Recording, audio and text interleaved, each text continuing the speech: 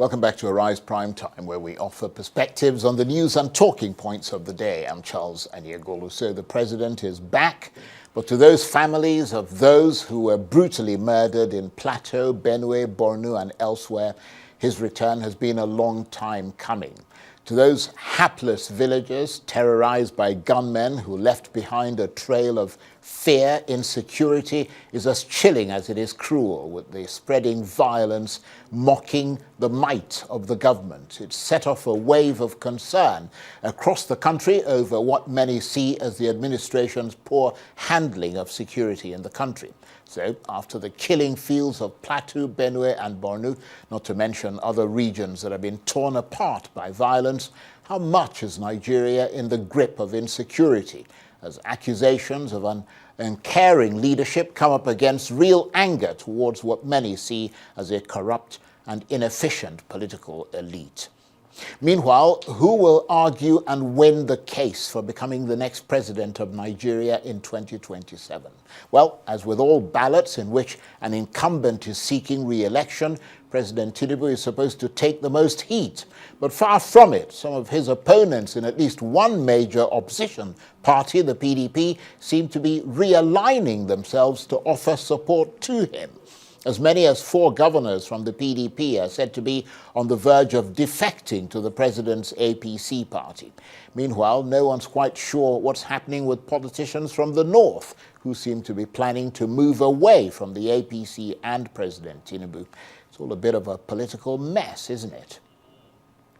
Well, let's get our analysts to try and help us understand some of what is going on there. And they are the current affairs analyst and professor of communications at Bayes University in Abuja, Professor Abiodun Adeniyi, and the public affairs analyst, Mazin Namdi Dixon Iroegbu, who is both an obedient and a member of the PDP. Thank you very much indeed to both of you. Thank you very much, Charles. And Prof, let me come to you first, and let's start with security, or perhaps I should say insecurity.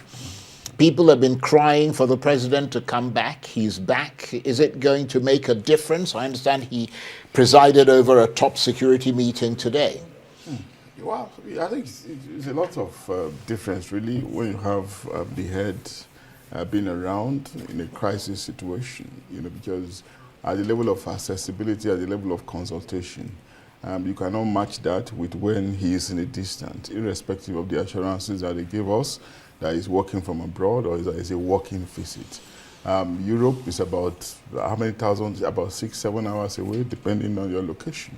And of course, so many of the security chiefs who might want to take some briefing or brief him accordingly to get directive, cannot have equal access to him as much as it would be when if he were to be around. So massively, thanks be to God that he has arrived now, which we expect that there should be increased reaction or even preventive measures, to save us, from this this difficult to understand situation, situation that has become almost intractable. And of course, you begin to wonder why are non-state actors overpowering us, the might of our security agencies, where billions of money, have been expended, in trying to ensure that we deal with this circle of crisis, from insurgency to kidnapping to banditry, and now we are just witnessing once again, difficult to understand murder. And you begin to wonder again, what's wrong with our ability to ramp up our mechanisms for dealing with them? We have debated several measures in the past. So what's wrong with technology? If these fellows are matching us at the level of the kind of weaponry that our military or our security agencies hold, why can't we overpower them at the level of technology? What has happened to drones? What have happened to, what do you call it now, unmanned aerial, what do you call it now? Those kind of sophisticated aerial vehicles, sophisticated technologies that we'll see used in other parts of the world, you just make us believe that we have not been able to solve the problem. And of course, I'm not going to be surprised. Of course, we'll keep praying that it shouldn't happen again, but that's what we'll keep doing at every circle. And it seems that our response is simply episodic. Knee-jerk, you react to it, then of course we go back to bed again, then they strike again. And it's very, very disturbing, really. That's a very good analysis. Let me come to you, Dixon Iroegbu. Should he be declaring states of emergency in places like Borno, Plateau, and Benue states? Because it seems to many people that that is where you need to declare a state of emergency, not in River State. That's absolutely correct. The president must, at this time, realize that he's not just commander-in-chief, he's also the consoler-in-chief. At this time, one expected that few hours after returning back to Nigeria, he should have been in Plateau by now, should have visited Benue and other parts, possibly by now. Emergency he only declaration. just got back last. It doesn't live forever. He's the president. He's the president. If this president were proactive, if this president indeed cares about the Nigerian people, that's what he should do. But alas, he doesn't care. They don't care about us. That's the truth about the whole state of our country. Nigeria appears like an abandoned state, more like a conquered territory. All right, so that the president met with the service chiefs and all of that, that's not what we need now. The president should rejig his approach to governance. No, but he has to obviously meet the security chiefs in order to get a sense of what's been happening. I'm just saying that we've had series of such meetings and nothing came out of it. So a different approach could apply. And one of the approach that the president should please adopt is the human part of governance, which is why I said he is also the consoler-in-chief. But we haven't seen him do that. And like you rightly said, this is where to declare state of emergency. Life seems to be worthless in our country. People die and we just move on. And they die in numbers and we just move on. So am I expecting anything different from him? Well, 2 years already. It's almost 2 years. And we haven't seen any different approach to governance. This president is just adopted the Buhari method. Sit, condemn, meet with service chiefs, give orders. But the real issue about governance is not there on the table. That's why, like I said, the issue of state of emergency, this is where to declare it. But are we not being distracted by politics of 2027 already? If you go around the FCT, you see the president's billboards everywhere talking about 2027, when he still has 2 years plus to go, and there's nothing to show for it already for the 2 years. It's unfortunate. Politics is taking over governance, and if anybody is expecting anything different, then we don't understand this system called Nigeria yet.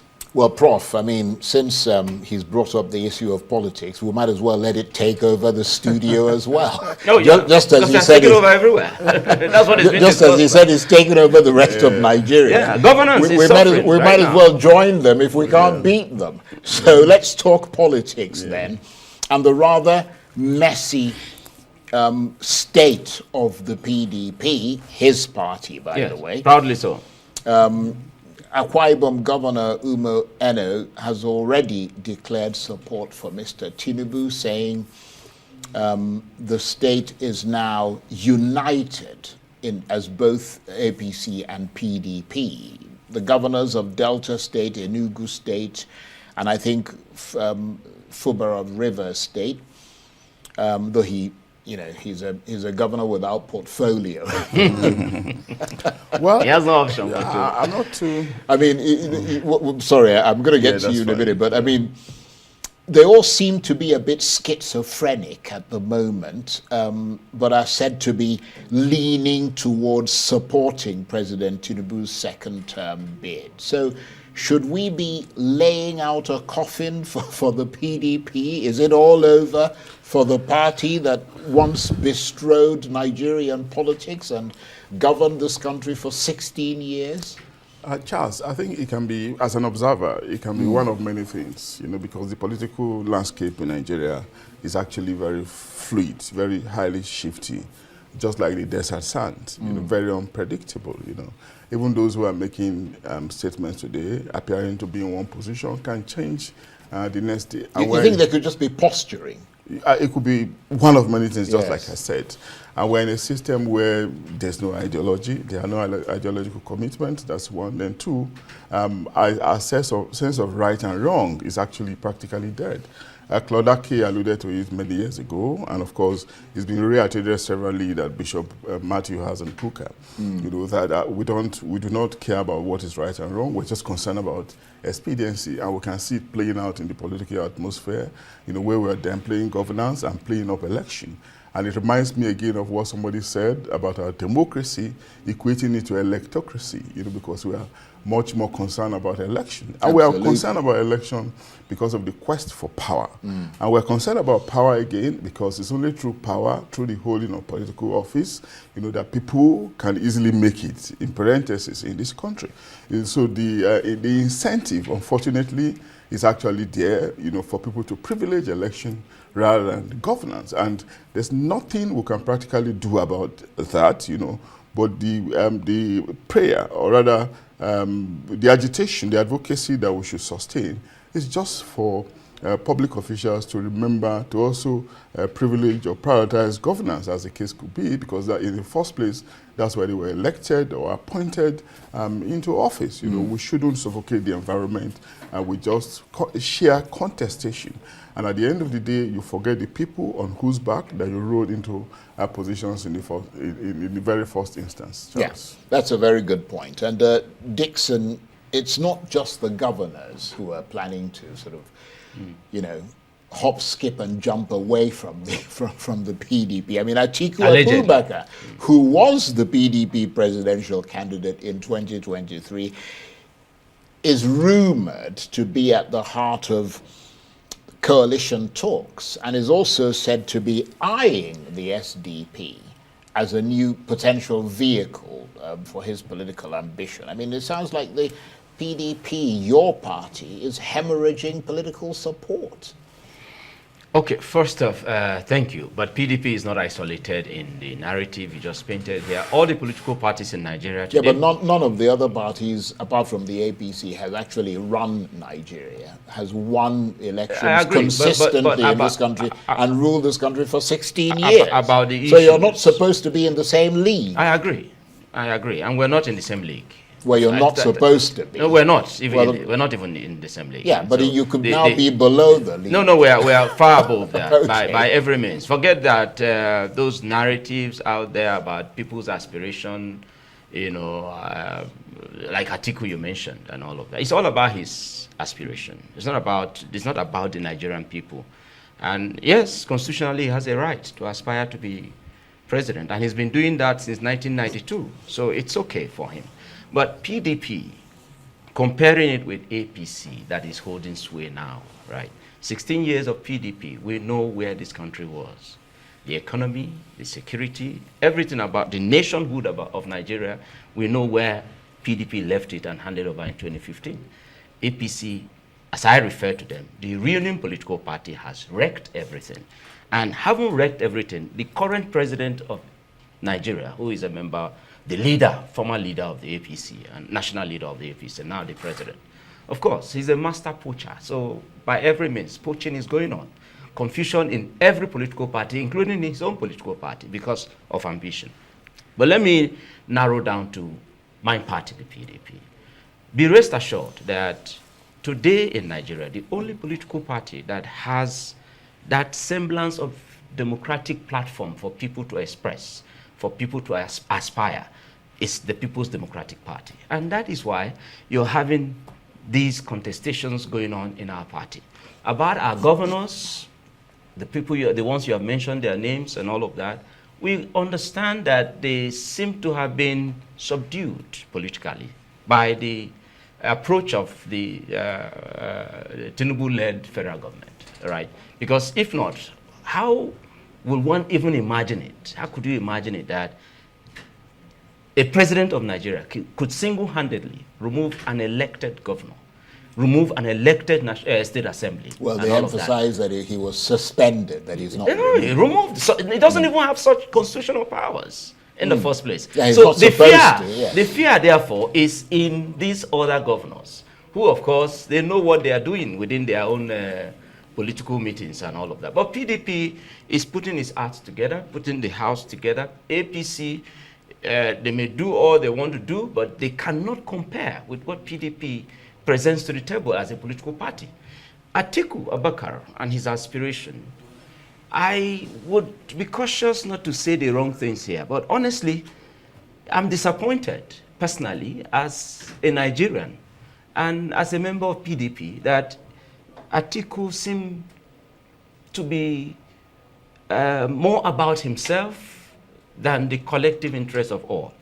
Because ask yourself, 2015, he plotted with 7 governors of the PDP to oust PDP, brought in APC and all of that. 2017, he came back. 2019. 2017, okay, he came back to the party. 2018, the party zoned the ticket, presidential ticket, to northern Nigeria because the party recognizes the principle of zoning. It's there enshrined in our constitution. And so it was zoned to the north.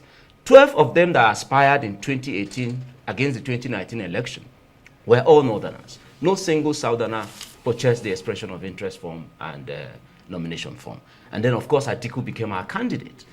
We went through all that process, and Atiku lost, and then we went to court. Atiku never showed up in court for one day. All through, up to the Supreme Court. He was in Dubai, lounging.